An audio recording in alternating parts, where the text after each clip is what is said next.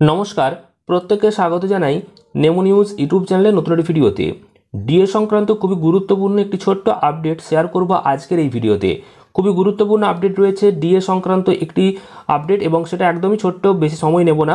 তো অবশ্যই গুরুত্বপূর্ণ এই খবরটি জেনে রাখুন, এবং সম্প্রতি প্রকাশিত হওয়া যে নতুন খবর সেটা আপনাদের সামনে তুলে ধরবো। বকেয়া ডিএর টাকা আপনারা কবে পাবেন, বা বকেয়া যে ডিএর টাকার জন্য যে মামলা, সেই মামলার পরিপ্রেক্ষিতে বর্তমানে কোন পরিস্থিতিতে রয়েছে, টাকা আদৌ আপনারা পাবেন কিনা, বা এই সম্পর্কিত যে একটা ছোট্ট আপডেট সেটা কিন্তু আপনাদেরকে দিতে চলেছি। অবশ্যই মনোযোগ সহকারে ভিডিওটি শেষ পর্যন্ত দেখবেন। তার পাশাপাশি ভিডিওটিকে অবশ্যই একটি লাইক করুন, এবং পরবর্তী আপডেটগুলো পেতে চ্যানেলটিকে সাবস্ক্রাইব করে পাশের বেল আইকনে অল প্রেস করে রাখুন। আপনারা অনস্ক্রিন দেখতে পাচ্ছেন খুবই গুরুত্বপূর্ণ যে আপডেট সেটা কিন্তু দেখাচ্ছে আপনাদের সামনে, যে পরিবর্তন যাত্রায় আহ্বান ডিএ আন্দোলনকারীদের। তো এই বিষয়ে কি বলা হয়েছে সেটা আমরা বিস্তারিত দেখব।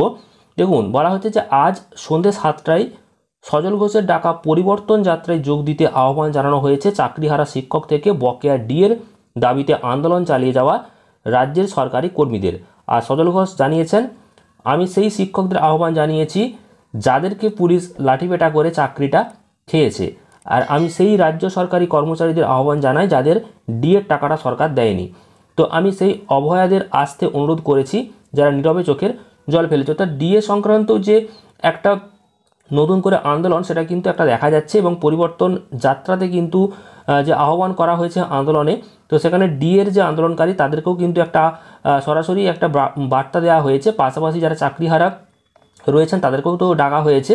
তো যাই হোক, এটাই কিন্তু আপডেটটা এসেছে, এবং সন্ধ্যে 7টার দিকে সজল ঘোষের ডাকা একটা পরিবর্তন যাত্রা, সেখানে কিন্তু ডাক দেওয়া হয়েছে, এবং সেখানে বার্তা দেওয়া হয়েছে রাজ্যের সরকারি কর্মীদের যারা বকেয়া ডিএ পায়নি এখনও পর্যন্ত, এবং ডিএর জন্য যারা আন্দোলন করেছে এবং মামলা লড়ছে, তো তাদের জন্য কিন্তু একটা বড় বার্তা দেওয়া হয়েছে, এবং সেটা আপনাদের সামনে তুলে ধরলাম।